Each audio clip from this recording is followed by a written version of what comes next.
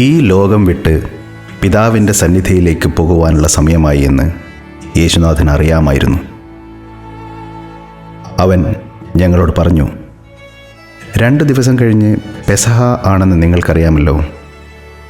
മനുഷ്യപുത്രൻ ക്രൂശിക്കാനായി ഏൽപ്പിക്കപ്പെടും. ആ പറഞ്ഞതിൻ്റെ അർത്ഥം അപ്പോൾ ഞങ്ങൾക്ക് മനസ്സിലായില്ല. അദ്ദേഹത്തിൻ്റെ ആഗ്രഹം പോലെ തന്നെ നഗരത്തിലുള്ള സത്രത്തിലെ ഒരു വലിയ മുറിയിൽ പെസഹ ഒരുക്കിയിരുന്നു. ഞങ്ങൾ സത്രത്തിലെത്തുമ്പോൾ എങ്ങും ഇരുട്ട് പരന്നിരുന്നു. അപ്പവും വീഞ്ഞുമെല്ലാം തീന്മേശയിൽ തയ്യാറാക്കി വെച്ചിരുന്നു സത്രക്കാരൻ.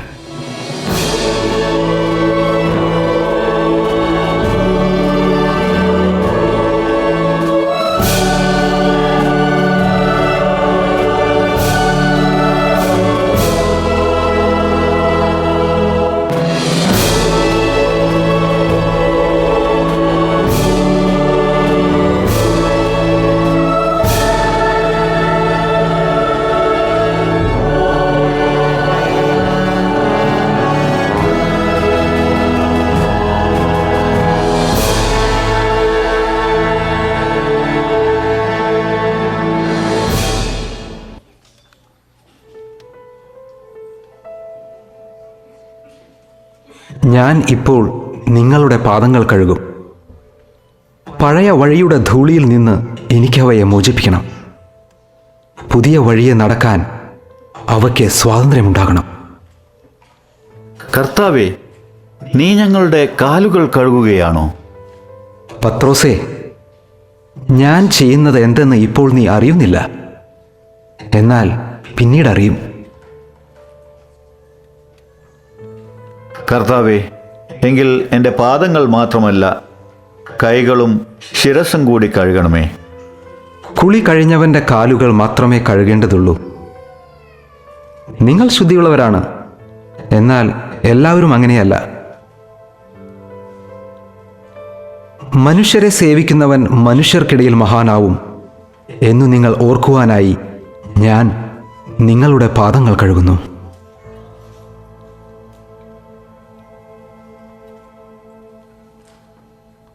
യേശുനാഥൻ മന്ദസ്മിതത്തോടെ ഞങ്ങൾ 12 പേരുടെയും പാദങ്ങൾ ഒന്നൊന്നായി കഴുകി. ആ രാത്രിയുടെ ഓർമ്മ 1000 തവണ എന്നെ തേടിയെത്തിയിട്ടുണ്ട്. നിങ്ങളെ സ്വന്തം സഹോദരങ്ങളായി സ്വീകരിക്കുകയും അറേബ്യയിലെ സുഗന്ധലേപനങ്ങളാൽ ഇന്നലെ കഴുകപ്പെടുകയും ഒരു സ്ത്രീയുടെ കേശത്താൽ പാദങ്ങൾ തുടയ്ക്കപ്പെടുകയും ചെയ്തവൻ ഇപ്പോൾ നിങ്ങളുടെ പാദങ്ങൾ കഴുകാൻ ആഗ്രഹിക്കുന്നു.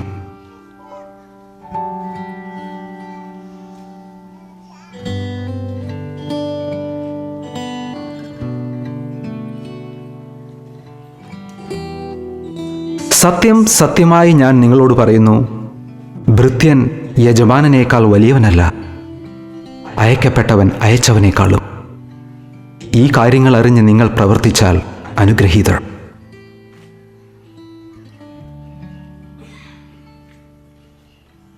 നാം ഇനിയും അപ്പം പങ്കുവച്ചില്ലെന്നിരിക്കാം.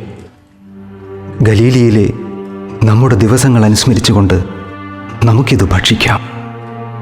ഇത് നിങ്ങൾക്ക് വേണ്ടി നൽകപ്പെടുന്ന എൻ്റെ ശരീരമാണ്.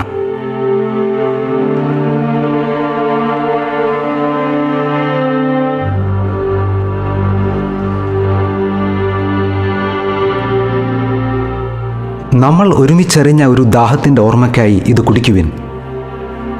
ഒരു പുതിയ വീഞ്ഞിൻ്റെ പ്രതീക്ഷയിൽ ഇത് പാനം ചെയ്യുവിൻ. ഈ പാനപാത്രം നിങ്ങൾക്ക് വേണ്ടി ചീന്തപ്പെടുന്ന എൻ്റെ രക്തത്തിലുള്ള പുതിയ ഉടമ്പടിയാണ്.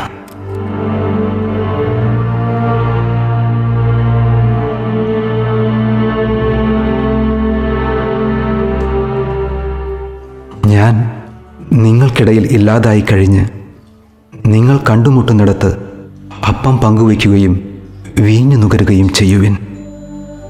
അപ്പോൾ ചുറ്റും നോക്കിയാൽ ഞാൻ നിങ്ങളോടൊപ്പം അവിടെ ഇരിക്കുന്നത് നിങ്ങൾ കണ്ടെന്നിരിക്കും. കർത്താവേ, നീ എന്താണ് ഈ പറയുന്നത്? ഇതാ, എന്നെ ഒറ്റിക്കൊടുക്കുന്നവൻ്റെ കൈ എൻ്റെ അടുത്ത് മേശമേൽ തന്നെയുണ്ട്. അപ്പക്കഷ്ണം മുക്കി ഞാൻ ആർക്കു കൊടുക്കുന്നുവോ അവൻ തന്നെ.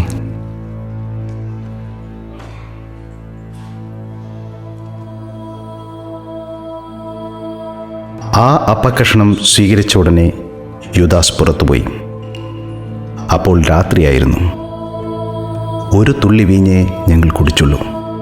പക്ഷേ ആ പാനപാത്രത്തിൽ ഈ നാടിനും മറ്റൊരു നാടിനും ഇടയിലുള്ള അകലം അനുഭവപ്പെട്ടു. ഞാൻ ഇപ്പോൾ നിങ്ങളോട് വിട പറയുന്നു. ഈ ഭിത്തികൾക്ക് പുറത്തേക്കു കടക്കുക. നമുക്ക് ഗെത്സമനിയിലേക്ക് പോകാം. നാഥ, ഈ രാത്രിയിൽ അങ്ങ് എന്തിനാണ് ഞങ്ങളോട് വിട പറയുന്നത്? എൻ്റെ പിതാവിൻ്റെ ഭവനത്തിൽ നിങ്ങൾക്കൊരിടം സജ്ജീകരിക്കാനാണ് ഞാൻ പോകുന്നത്. പക്ഷേ നിങ്ങൾക്ക് എന്നെ ആവശ്യമുണ്ടെങ്കിൽ ഞാൻ മടങ്ങിവരും. നിങ്ങളുടെ ആത്മാവ് എന്നെ എവിടെ തിരയുന്നുവോ അവിടെ ഞാൻ ഉണ്ടാകും. അവിടുന്ന് ഞങ്ങളെ ഉപേക്ഷിച്ചു പോയാൽ ഞങ്ങൾക്ക് പിന്നെ സന്തോഷമെന്ത്? അങ്ങ് വേർപിരിയലിനെ കുറിച്ച് സംസാരിക്കുന്നത് എന്തിന്? വേട്ടയാടപ്പെടുന്ന കലമാൻ മാറിൽ തറയ്ക്കുന്നതിന് മുൻപ് തന്നെ അസ്ത്രത്തെ അറിയുന്നു. അഴിമുഖത്തേക്ക് എത്തുന്നതിന് മുൻപ് തന്നെ പുഴ കടലിനെപ്പറ്റി ഗ്രഹിക്കുന്നു. മനുഷ്യപുത്രൻ മനുഷ്യൻ്റെ വഴികളിലൂടെ സഞ്ചരിച്ചു കഴിഞ്ഞു. നാഥ, ഞങ്ങളെ ഇപ്പോൾ ഉപേക്ഷിച്ച് പോകരുത്. അങ്ങയുടെ സാന്നിധ്യത്തിൻ്റെ സന്തുഷ്ടി ഞങ്ങൾക്ക് അവിടുന്ന് നിഷേധിക്കരുതേ. അങ്ങ് എവിടേക്ക് പോകുന്നുവോ ഞങ്ങളും അവിടേക്ക് വരുന്നു. പത്രോസേ, ഈ രാത്രി പുലരും മുൻപ് നിങ്ങൾ തന്നെ എന്നെ നിഷേധിക്കുകയില്ലെന്ന് ആർക്കറിയാം? സത്യമായി ഞാൻ നിന്നോട് പറയുന്നു, ഈ രാത്രി കോഴി കൂവുന്നതിന് മുൻപ് നീ എന്നെ 3 പ്രാവശ്യം നിഷേധിച്ചു പറയും. നിശ്ചയിക്കപ്പെട്ടതുപോലെ മനുഷ്യപുത്രൻ പോകുന്നു. വരൂ, നമുക്കിവിടെ നിന്ന് പോകാം. അവൻ സത്രം വിട്ടിറങ്ങി നടന്നു. ഞങ്ങൾ പിന്നാലെ നീങ്ങി. പക്ഷേ യൂദാസ് കൂടെയില്ലെന്ന് ഞങ്ങൾക്ക് മനസ്സിലായി. ഞങ്ങൾ ജഹന്നാം താഴ്വര മുറിച്ചു കടന്നു. വസന്തം പൂർണ്ണതയിലായിരുന്നെങ്കിലും രാവിന് കുളിരുണ്ടായിരുന്നു. മൾബറിച്ചെടികളുടെ തളിരിലകൾ ചുരുൾന്നു വരികയും ആപ്പിൾ മരങ്ങൾ പൂവണിയുകയും ചെയ്തിരുന്നു. അവൻ ഒറ്റയ്ക്ക് ആ ഒലീവ് തോട്ടത്തിലേക്ക് നടന്നു. ഞങ്ങൾ ഓരോ മരച്ചുവട് തിരഞ്ഞുപിടിച്ച് അവിടെ ശയിച്ചു.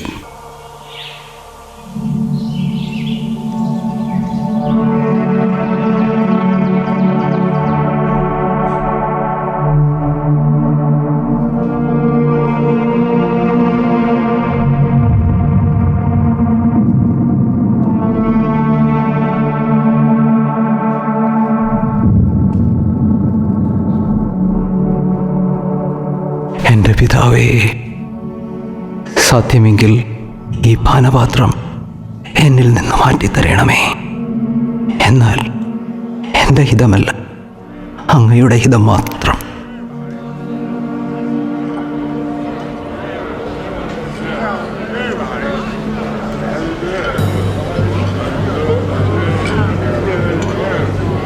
ഉണരൂ, എഴുന്നേൽക്കൂ. എൻ്റെ സമയം സമാഗതമായി. ലോകമിതാ പടയൊരുക്കവുമായി നമ്മളെ നേരിടാൻ എത്തിക്കഴിഞ്ഞിരിക്കുന്നു. ഞാൻ ആരെ ചുംബിക്കുന്നുവോ അവൻ തന്നെ. ഗുരു സ്വസ്തി. യൂദാസേ, ചുംബനം കൊണ്ടാണോ നീ മനുഷ്യപുത്രനെ ഒറ്റിക്കൊടുക്കുന്നത്? എന്നെ ഇപ്പോൾ തന്നെ കൊണ്ടുപോയിക്കൊള്ളുക. പക്ഷേ നിങ്ങളുടെ കൂട് ഈ ചിറകുകൾക്ക് ചേരും വിധം വലുതാണെന്ന് കൂടി ഉറപ്പുവരുത്തുക.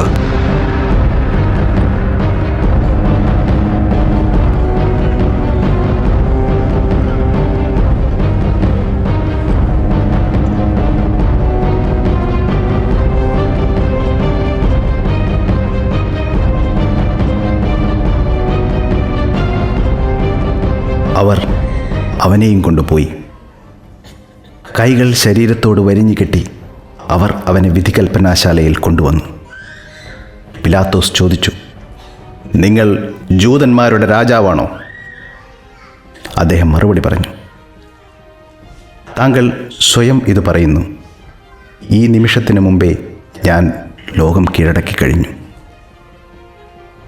അപ്പോൾ പുറത്തുനിന്നും പുരുഷാരത്തിൻ്റെ വിളികൾ ഉയർന്നു, അവനെ ക്രൂശിക്കണം, നമ്മുടെയും റോമിൻ്റെയും ശത്രുവാണവൻ. ചിലർ വിളിച്ചു പറഞ്ഞു, ദേവാലയം നശിപ്പിക്കുമെന്ന് അവൻ പറഞ്ഞില്ലേ? സാമ്രാജ്യം തനിക്ക് അവകാശപ്പെട്ടതാണെന്ന് അവൻ പറഞ്ഞില്ലേ? ഞങ്ങൾക്ക് സീസറല്ലാതെ മറ്റൊരു രാജാവും വേണ്ട, അവനെ ക്രൂശിക്കണം. പടയാളികൾ അവനെ ആസ്ഥാനമായ മണ്ഡപത്തിനകത്ത് കൊണ്ടുപോയി പട്ടാളത്തെയെല്ലാം വിളിച്ചുകൂട്ടി. മുള്ളുകൊണ്ടൊരു കിരീടം മെടഞ്ഞ് അവനെ ചൂടിച്ചു. ചാട്ടവാറുകൊണ്ട് അവൻ്റെ തലയിലും ശരീരത്തിലും അടിച്ചു മുറിവേൽപ്പിച്ചു. അവസാനം അവർ അവനെ ക്രൂശിച്ചു.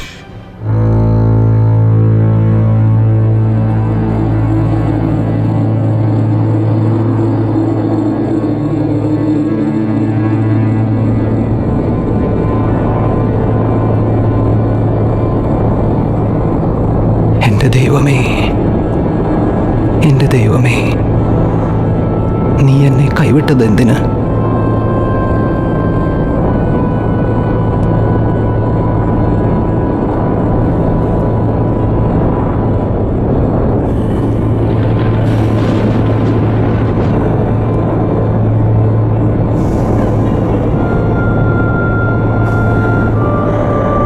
പിതാവേ, ഇവരോട് പൊറുക്കണമേ. ഇവർ ചെയ്യുന്നത് എന്തെന്ന് ഇവർ അറിയുന്നില്ല.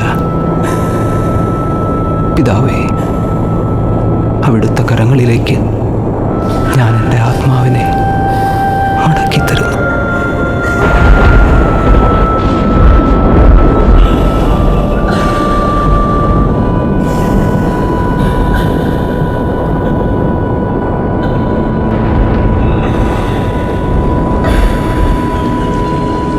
പീഡനത്തിൻ്റെ 9-ാം മണിക്കൂറിൽ യേശുനാഥൻ്റെ ആത്മാവ് തൻ്റെ പിതാവിൻ്റെ സന്നിധിയിലേക്ക് തിരിച്ചുപോയി. അദ്ദേഹം മരിച്ചപ്പോൾ മാനവരാശി മുഴുവൻ മരിക്കുകയും അന്തരീക്ഷം ഇരുളുകയും ചെയ്തു. കിഴക്ക് ദിക്കിരുണ്ടപ്പോൾ ഒരു കൊടുങ്കാറ്റ് മണ്ണിന്മേൽ ആഞ്ഞുവീശി. ആകാശത്തിൻ്റെ കണ്ണുകൾ അടയുകയും തുറക്കുകയും ചെയ്തു. ഭൂമി കുലുങ്ങി, പാറകൾ പിളർന്നു, കല്ലറകൾ തുറന്നു. നിദ്ര പ്രാപിച്ച വിശുദ്ധന്മാരുടെ ശരീരങ്ങൾ പലതും ഉയർത്തെഴുന്നേറ്റു. മഴ കുത്തിയൊലിച്ചു പെയ്ത് അവൻ്റെ കരങ്ങളിൽ നിന്നും പാദങ്ങളിൽ നിന്നും ഒഴുകിയ രക്തത്തെ സംവഹിക്കുകയും ചെയ്തു. കാലം എത്രയോ പിന്നിട്ട് കഴിഞ്ഞിരിക്കുന്നു. 2000 വർഷങ്ങളോളം. ക്രിസ്തുവിനെ പോലെ തന്നെ മനുഷ്യനന്മയ്ക്ക് വേണ്ടി ത്യാഗനിർഭരമായ ജീവിതം നയിക്കുന്ന എത്രയോ മഹത് വ്യക്തിത്വങ്ങൾ ഇന്നും നമ്മുടെ കൂടെയുണ്ട്. ചെറിയ ലാഭങ്ങൾക്ക് വേണ്ടി പോലും വേണ്ടപ്പെട്ടവരെ വരെ ഒറ്റിക്കൊടുക്കുന്ന എത്രയോ യൂദാസുമാരും ഇന്നും നമ്മുടെ ഇടയിലുണ്ട്. തെറ്റു ചെയ്യാത്തവരെയും ക്രൂശിക്കുന്ന എത്രയോ റോമാക്കാർ ഇന്നും നമ്മുടെ ഇടയിലുണ്ട്. ആരാണ് നമുക്ക് യേശു?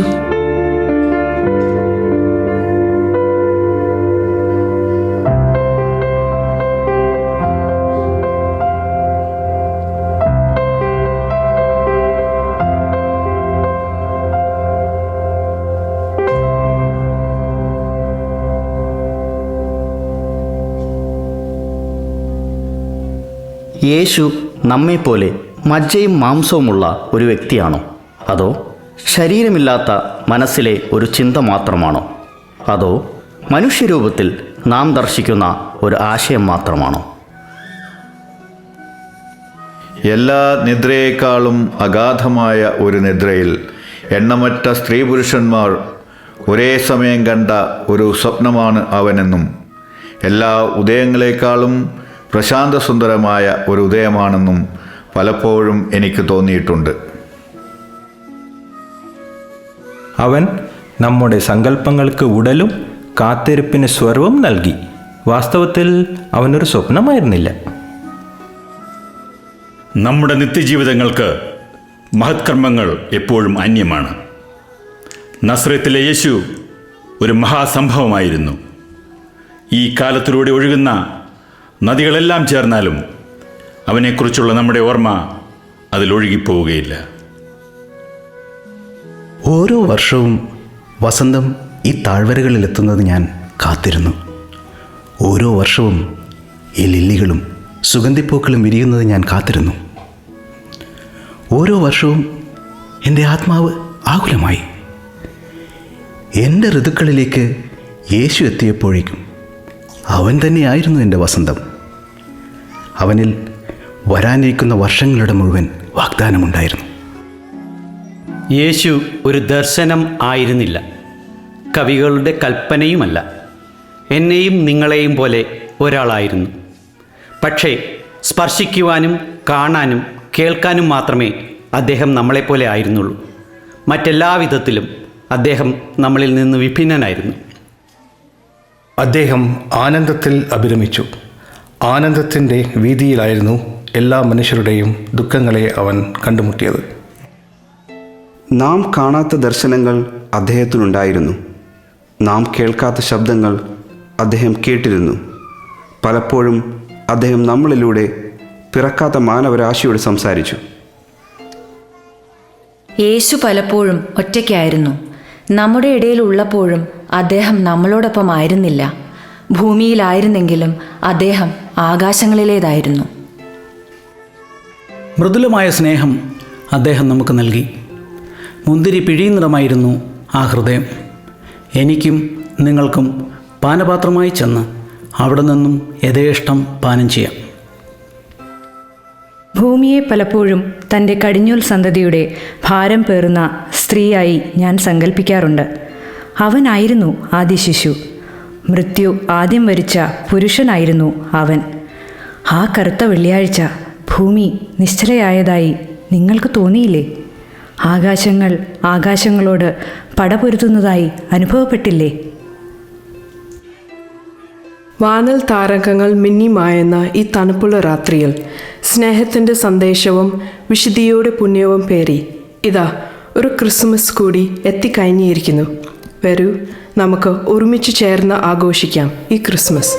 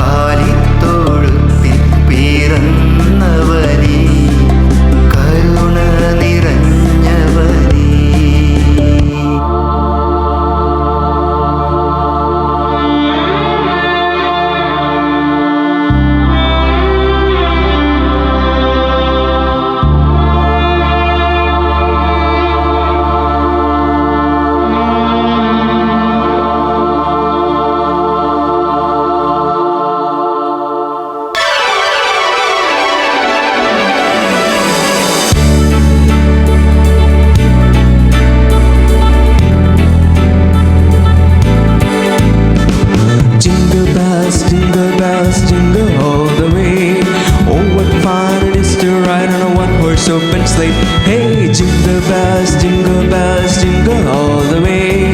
Oh, what fun it is to ride on a one-horse open sleigh, dashing through the snow on a one-horse open sleigh. Over the fields we go, laughing all the way. Bells on bobtail ring, making spirit high. What fun it is to ride and sing a sleighing song tonight. Oh, jingle bells, jingle all the way. Oh, what fun it is to ride on a one-horse open sleigh. Hey, jingle bells, jingle all the way. Oh, what fun it is to ride on a one-horse open sleigh.